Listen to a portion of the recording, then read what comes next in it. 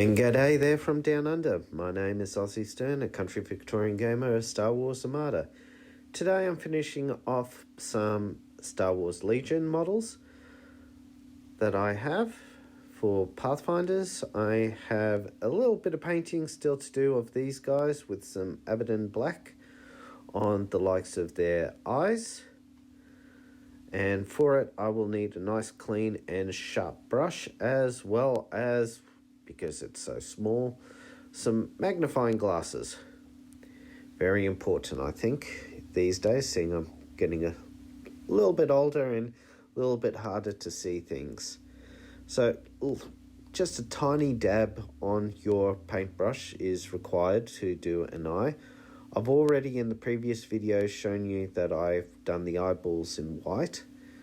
Now what I just want to do is just a little dab in the eye, just very small, and trying to remember where the focus point of that model is going to be.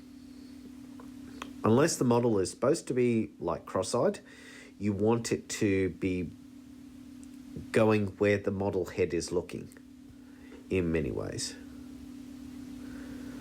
Both models have their heads positioned so that they're looking in many ways down the barrel of their gun or along the same line of sight as their gun. So that's basically looking straight ahead. They're not sort of looking to one side of their body.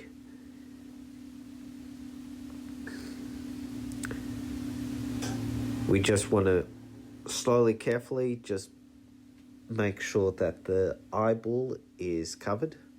We don't want any excess paint to go onto the skin because that will take longer to actually clean up.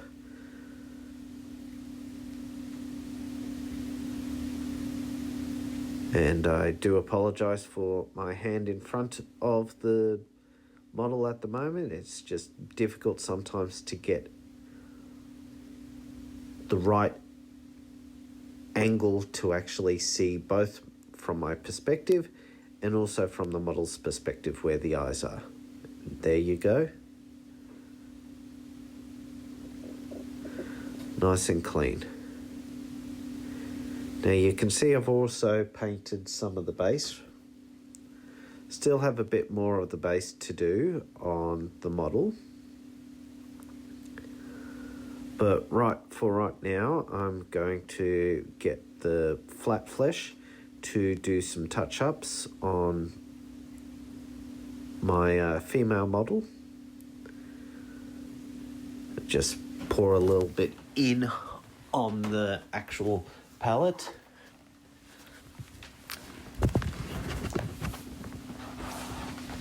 And I just want to go around the eyes, shaping the eyes for Corporal Maddel.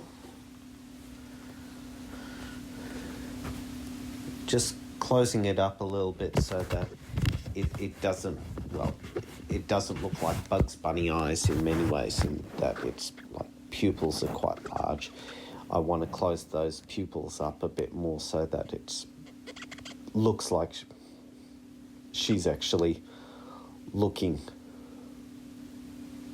and not staring.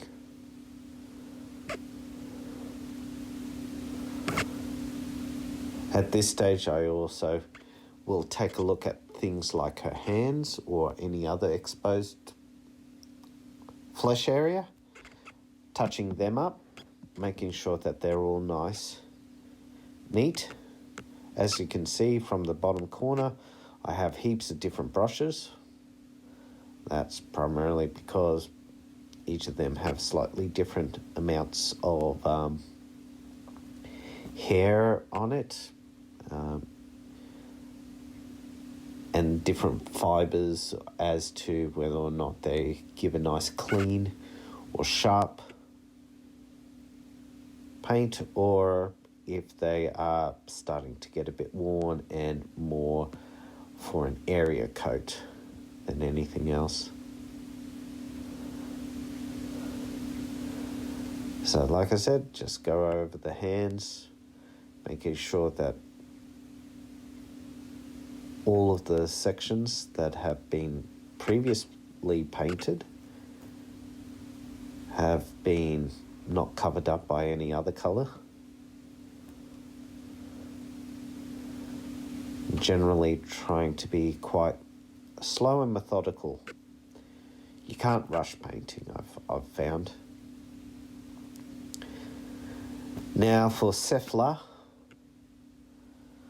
I'll be using a darker brown, some I think oak brown, to just clean up his eyes as well as skin area. So again, with this colour, we're just going to do touch-ups around the eyes, skins, etc. Either way, we won't need to do too much, and then I will fast forward this to the end of the process of finishing off Sefla. Obviously just doing around the eyes, and that's pretty much cleaned him up. So I always sometimes like to go and have a bit of a review of my previous models that I've already done. So I will look at my first model of the Pathfinders I've done, see if there's any sections that I need to touch up on the next sets of models so that they're all in some ways similar in colour. Next we're going to grab some of this Scrag Brown just to touch up his uniform a little bit, as well as making sure that any other sections of the uniform on Maddel and on my very first model have been completed as well. In many ways, we want to try and not do things too many times over. Once we have done each of the colours, we want to ensure that they stay within their zone of where they're supposed to be. That means that we have to have a look at them for the model from each and every direction, go over it again, clean up, and generally ensure that all the lines, all the creases, all the bits and pieces on the model have been done to, I guess, an acceptable standard for you. This may take anywhere from between, like, for a beginner, maybe 10-15 minutes, all the way up to an expert that may take a couple of hours just to look through every little nook and cranny on your model. So what I'm working on right now with that Scrag Brown is the belts, the webbing on the uniform. So things like the ammunition pockets, the grenades, the belt itself, any harnesses, and working my way around. Also in doing the likes of the pistol holsters as well.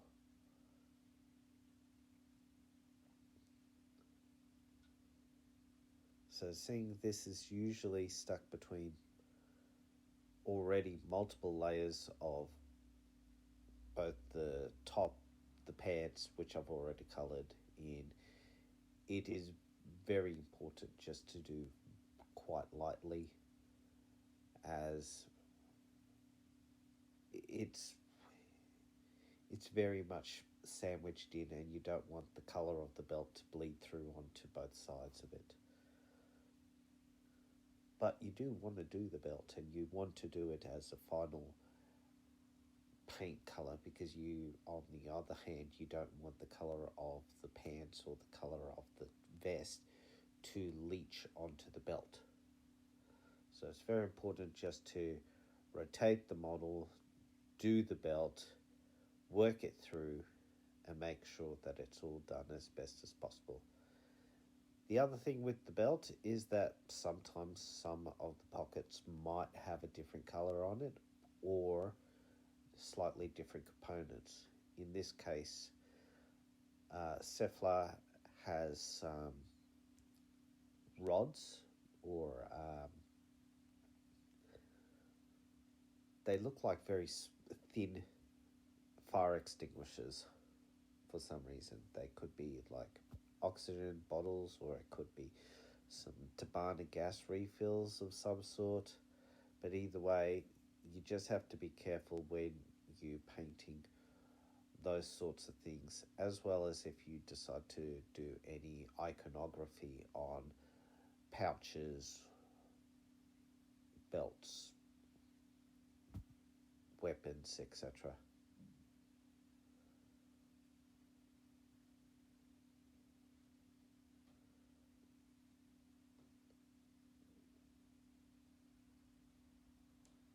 So just here is where I'm doing the black on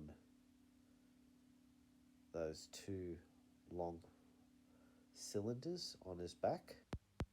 Once this area has been done, continue to working around the edges of the model using the same color paint that I have been using, making sure that I use up as much of the wet paint as possible, rather than unfortunately having it dry up on my palette. As you can see here, I'm just doing a little bit more of that belt that is hidden underneath his arm or elbow section. Obviously just trying to do small brush strokes to complete doing the painting of the model.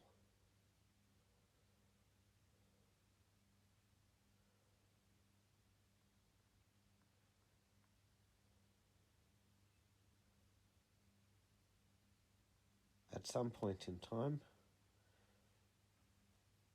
there's other bits on his, likes of his armbands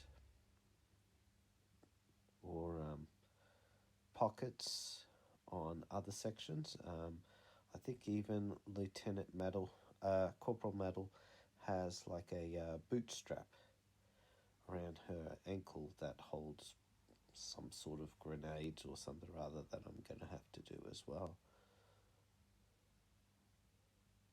So just using the same colour browns that I've been using so far, with the oak brown, the monster brown, the beige brown, scorch brown, black, etc. Just doing a little bit at the time, get that colour right. Make sure that there's no other sections of that similar colour that I need to do. And then I will move on to the next colour. This is handy when I'm doing two models at the same time. I can actually do one model, check it out, put it aside, do this next model that has the same colorations, make sure that's all done, and by the time I've done that second model, that first model is dry. So you can see that I'm working on Sefla. Meanwhile, Corporal Maddel in the background is just drying and waiting there at the moment.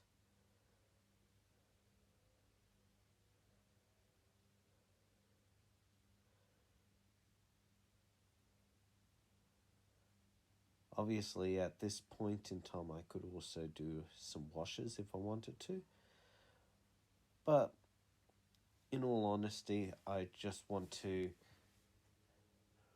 probably do the washes together at the end for exactly the same reason. Now, while Lieutenant Sefla is drying, I'm going to paint some of this base, this rubble that is on. I've already painted one pipe in a colour. I'll now do another in like a metal piping, as well as if I've got any other sections on the model with the same colour at the same time as I'm doing the rubble. So obviously I've done a little bit of brown, some brown rocks, etc., using that same coloration or the metal on some of the exposed bits and pieces on the grenades. Just moving through, doing the belt buckle. Just the same thing as previous models, I guess.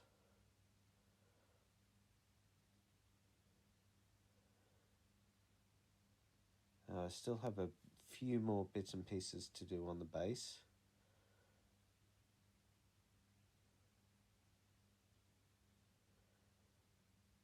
That's getting some of those extra rocks, rubble done up to the point where I'm actually, hopefully when I end up putting sand and the grass on it, it will still show up. So meanwhile, we just want to now get some different colour rocks onto the scenic base. So, rocks on a planet, well, they're going to be, obviously, some of them are going to be a sandy colour, some of them are going to be a dirty colour. Obviously, seeing we're dealing with Star Wars, you can have red rocks. This one I'm choosing to use that filthy brown to make a yellowy rock, which should stand out against the yellow stone underneath. And I'll probably use maybe for some of the other rocks like a black or maybe even white on some of them, just so that it shows a variety of I guess geological representation on a planet that is not technically the same as everywhere.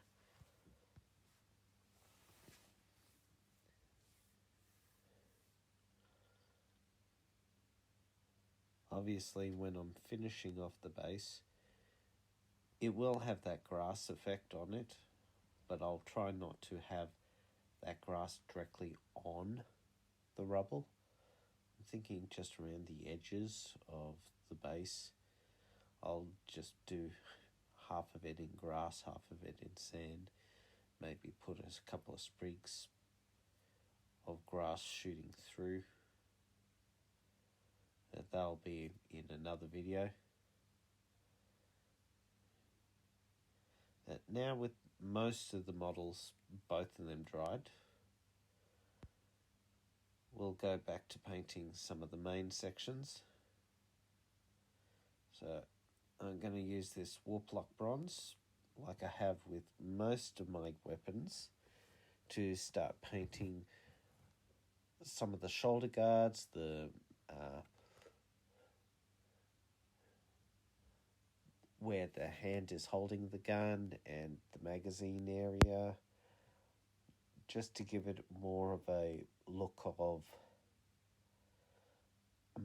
a couple of different tones. So I just want to do just the same sections on each side of the gun. So I just want to do the likes of this selector area, the armrest area, maybe a little bit in the sight and where the support arm is holding on to it. Then turning the model over, doing the other side, just taking slow steps to paint it, because obviously this side on Corporal Maddel is very close to her chest, which we've already painted, and we really don't want to paint the same section over again. So just review the model, taking a look at Maddel, looks good. Looking at Lieutenant Sefla, He needs to have his areas done with that warp block bronze. Same. So we start on one side, just doing where the hand rests will be on the model. That steadies the gun. Move it across, doing the other side of the same area, and then up towards the magazine and the shoulder guard. Then we'll use that same wall block bronze if we need to do any touch-ups with the helmet, etc. All at the same time, so it uses the same colour. As it is, it looks pretty good, and the next phase, I'm going to probably wait until they dry, and then it will be on to the washers. And that's pretty much about it for tonight. Obviously, I still got a little bit more to do on both these two models and also any further touch-ups. I'm going to use some flesh wash here on these models. But for now, from Aussie Stern, wishing you all good night, and I'll see you on the table. Bye for now.